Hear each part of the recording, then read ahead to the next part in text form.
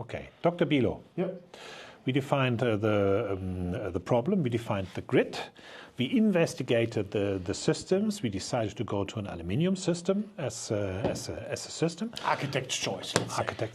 Architect's choice. And now we really have to say, draw one time the final geometry. The facade, actually, Final in its boundary condition in the hole in the wall. Exact. And again, it's a 1, 2. 1, 2. 50. 50. Final layout. And I'm going to draw the opening. Microphone. I will have a plan.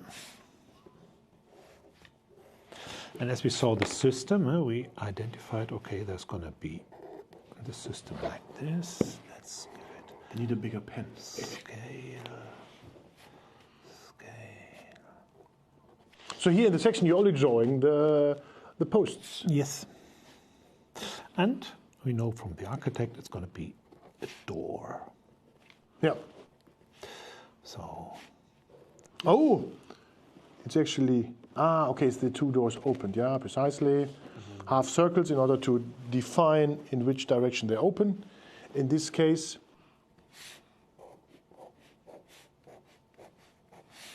which makes it 0.10, 1, 1. how do you make sure you know if it's inside or outside? Is there a general agreement that you always draw it in that way or that way? This is now inside, and this is outside. Yes. How do you define that? Or do you write down outside, inside? I would say you actually need to define. Okay. The more information you put into the drawing, the more safety you have, security you have. Huh? So yes, this is outside and this is inside. inside.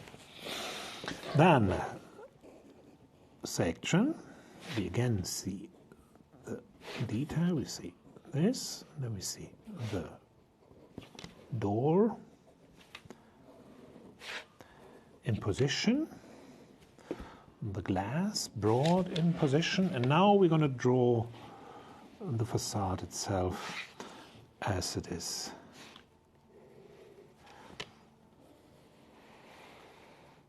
So it's in principle the double line of the boundaries, the edges of the mullions and the beams from the facade system, with a little bit of space to the outside of the perimeter or the wall in this case.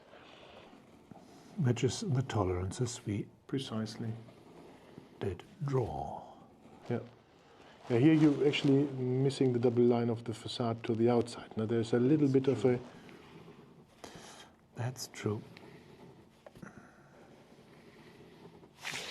So I need to add this line here, Yep. and here, and here, and kind of here. Yeah, it's a hand sketch. Yeah, but it's also a 1/50 scale drawing. So in general, this illustrates an overview. It shows later with the dimensions, the positioning of the facade within the hole, for instance, and the overall appearance. But yeah, the detail in a bigger scale, 1 to 5, 1 to 10, they will precisely define distances and dimensions. Tell about how I drew the door opening.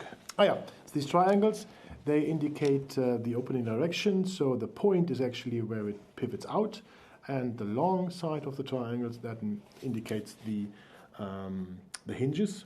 And in this case, it opens towards the outside, having a straight line. And if it's a dashed line, it moves to the inside. Right? Yep. Here we go. This one, 4 solid pieces. Yep. And then we're done with this one.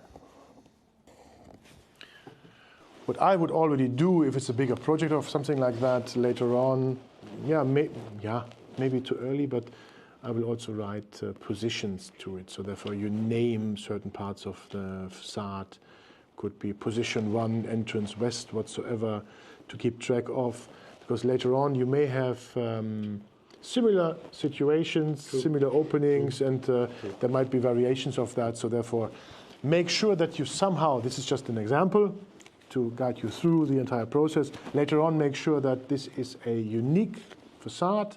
If there's others, that you make the difference clear by naming it or having a little icon here. We usually put a little circle on the end of the elevation of the buildings inside to make sure that this facade west. To define where it is located. Precisely. Okay. Good, perfect.